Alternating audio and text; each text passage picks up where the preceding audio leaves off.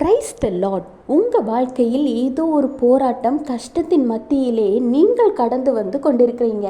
இதற்கு காரணம் என்னன்னு நீங்கள் யோசித்து பார்த்தா யார் காரணம் சொல்லேன்னு தெரியலை.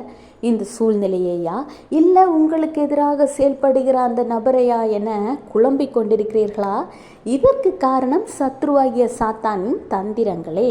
உங்களை வீழ்த்த வேண்டுமென, உங்களை சோர்வடைய செய்ய வேண்டுமென, உங்கள் பரிசுத்தத்தை குலைக்க வேண்டுமென செயல்படுகிற பிசாசின் தந்திரங்கள் தான் இவைகள். இதிலிருந்து வெளிவருவது எப்படின்னு யோசிக்கிறீங்களா?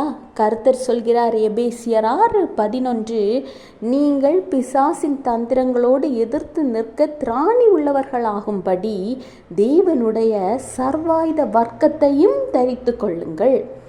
ஆமாங்க, பிசாசானவனை எதிர்த்து போராடுகிற சர்வாயுத வர்க்கத்தை ஆண்டவராகிய இயேசு கிறிஸ்து ஏற்கனவே உங்களுக்கு கையில் தந்துள்ளார். உங்களால் சத்ருவாகிய சாத்தானை எதிர்த்து போராடக்கூடிய பலன் உங்களுக்கு உண்டு.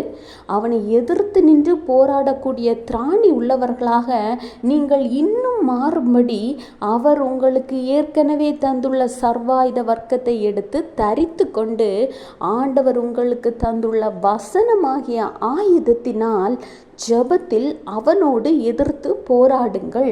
நசரேயனாகிய இயேசு கிறிஸ்துவின் நாமத்தில் அந்த பிசாசின் தந்திரங்களை கடிந்து கொண்டு ஜெபியுங்கள்.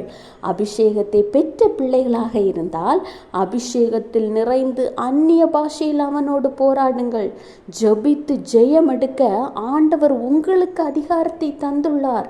எனவே சாத்தானை கொண்டு பயப்படாது, அவனை கண்டு ஒதுங்கி நிற்காது போராடுகிற பிள்ளைகளாக நீங்கள் எழும்புங்கள். கர்த்தர் அதற்கான கிருபையை உங்களுக்கு தந்துள்ளார். Have a blessed day. Jesus bless you.